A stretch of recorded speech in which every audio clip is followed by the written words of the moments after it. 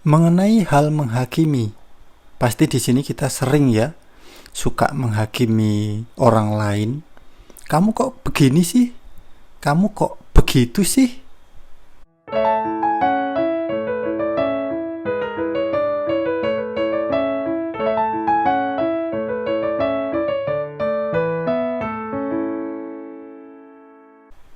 Untuk kawanku semuanya, selamat datang di Pusat Rohani. Damai Tuhan kita Yesus Kristus beserta kita semuanya. Jika ya hendaklah kamu katakan ya, jika tidak hendaklah kamu katakan tidak. Apa yang lebih daripada itu berasal dari si jahat. Nah, mengenai hal menghakimi, di sini kita akan belajar dari Injil Matius pasal ke-7, mulai dari ayat ke-1 sampai ke-5. Mengenai hal menghakimi. Langsung mari kita baca dari ayat yang pertama. Jangan kamu menghakimi, supaya kamu tidak dihakimi. Nah ini, jadi kalau kita menghakimi orang lain, pasti orang lain bisa balik menghakimi kita juga. Nah di sini kita nggak ngomongin ke Tuhan dulu ya. Jadi kalau kita menghakimi orang lain pasti juga akan bisa menghakimi kita juga. Contoh gini, kita ngatai orang ya. Kamu kok jelek sekali sih? Nah, kemudian orang yang kita katai itu pasti bisa balik menghakimi kita. Kamu kok jahat sekali sih? Loh, itu loh dibalikan gitu loh. Itu sudah balik menghakimi kan? Kamu kok jahat sekali sih? Nah, itu loh. Ngerti? Yang satu menghakimi, kamu kok jelek. Kemudian yang satunya balik menghakimi. Kamu kok jahat sekali? Nah, ini contoh sederhananya begitu. Paham ya? Mari kita lanjut ayat kedua.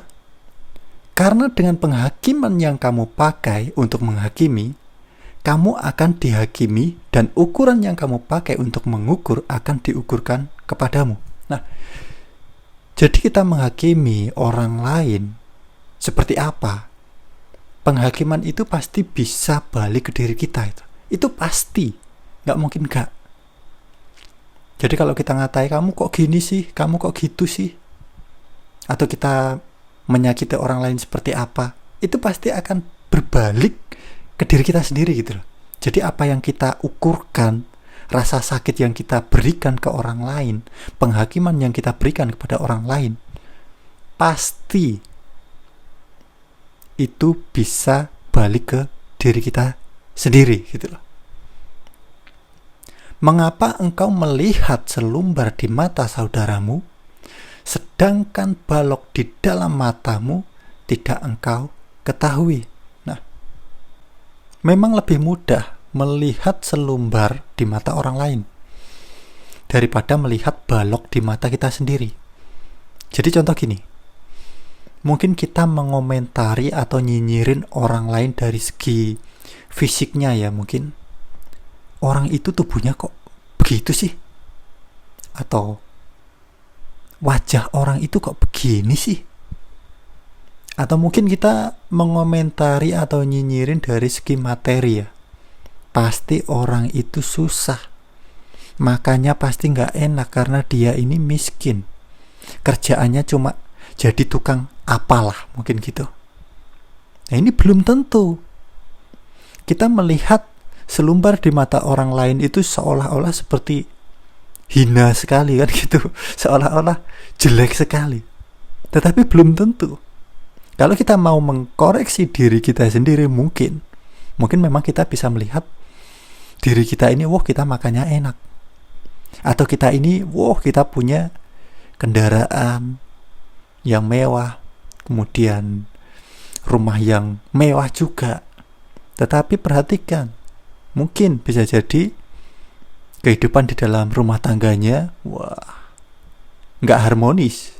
Nah, ini di orang lain yang kita lihat mungkin, orang itu kok begini, kok begitu, hidupnya miskin, tubuhnya kok gini, dan lain sebagainya. Lihat, mungkin bisa jadi itu rumah tangganya jauh lebih bahagia dibandingkan kita yang penuh keadaan. Ini salah satu contoh gitu loh. Kita selalu melihat orang lain itu, orang itu kok begini, kok begitu, dan lain sebagainya. Kita koreksi, kita nyinyirin. Melihat selumbar di mata orang lain itu sangat mudah itu, dibandingkan melihat balok yang ada di mata kita sendiri, padahal jauh lebih besar gitu loh. Bagaimanakah engkau dapat berkata kepada saudaramu, biarlah aku mengeluarkan selumbar itu dari matamu, padahal ada balok di dalam matamu. Nah, jadi kalau kita mau nyinyirin orang lain, kamu kok kayaknya miskin, hidupmu ini gak bahagia, kamu itu hidupmu susah, dan lain sebagainya. Padahal yang susah hidup kita sendiri mungkin, karena rumah tangga kita ini gak harmonis dibandingkan dia itu loh. Paham ya? Seolah-olah kita ini mau mengeluarkan selumbar di mata orang lain, padahal di mata kita sendiri itu ada balok yang besar. Hai orang munafik, keluarkanlah dahulu balok dari matamu, maka engkau akan melihat dengan jelas untuk mengeluarkan selumbar itu dari mata saudaramu. Nah, memang sangat mudah sekali kita mau nyinyirin orang, menghakimi orang, dan lain sebagainya. Itu sangat-sangat mudah sekali. Jadi di sini pelajaran kita harus menahan itu. Jangan suka ngomongin orang lain, jangan suka nyinyirin orang lain, mengomentari orang lain yang begini, yang begitu gitu loh. Jadi contoh seperti itu tadi. Mungkin kita melihat orang lain itu, wah orang itu miskin sepertinya, hidupnya susah, tidak bahagia. Seharusnya kamu itu cari kerjaan lain, harus begini, harus begitu. Kita selalu ngusik kehidupan orang lain, padahal kehidupan kita sendiri pasti ada kekurangan. Ya contohnya itu, mungkin memang kita kaya gitu ya, mungkin masalah materi ini mungkin tercukupi, tetapi pasti ada kekurangan dari diri kita. Entah mungkin salah satunya itu tadi, mungkin di dalam rumah tangganya kita tidak bisa merasakan seperti apa yang orang lain rasakan. Mungkin yang kita katai miskin itu, tetapi mungkin mereka jauh lebih apa adanya dan bahagia kehidupannya tanpa ada sandiwara, kan gitu. Jadi di sini kita harus belajar. Nah, namanya manusia, kita harus belajar. Belajar apa? Belajar untuk menahan diri. Menahan diri untuk apa? Untuk menghakimi orang lain, untuk nyinyirin orang lain. Oke?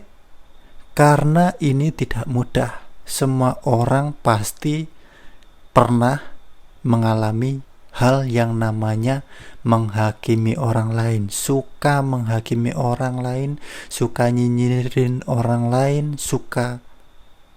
Itulah intinya. Oke? Kita harus belajar untuk menahan itu semua. Jangan kita lakukan, karena itu salah. Lebih baik kita mengkoreksi diri kita, nyinyirin diri kita sendiri aja, biar apa? Biar jauh lebih baik. Oke? Nah, baik kawan, cukup sekian dulu video kita kali ini. Semoga teman-teman, saudaraku semuanya terberkati. Untuk teman-teman yang mungkin baru saja menonton video di channel YouTube Pusat Rohani, bisa dukung kami dengan cara tekan tombol subscribe-nya untuk mendukung channel ini agar terus berkembang dan mewartakan kerajaan Tuhan kita Yesus Kristus. Nah, baik kawan, terima kasih sudah menonton video di channel YouTube Pusat Rohani. Damai Tuhan kita Yesus Kristus beserta kita semuanya. Terpujilah Tuhan kita Yesus Kristus. Amin.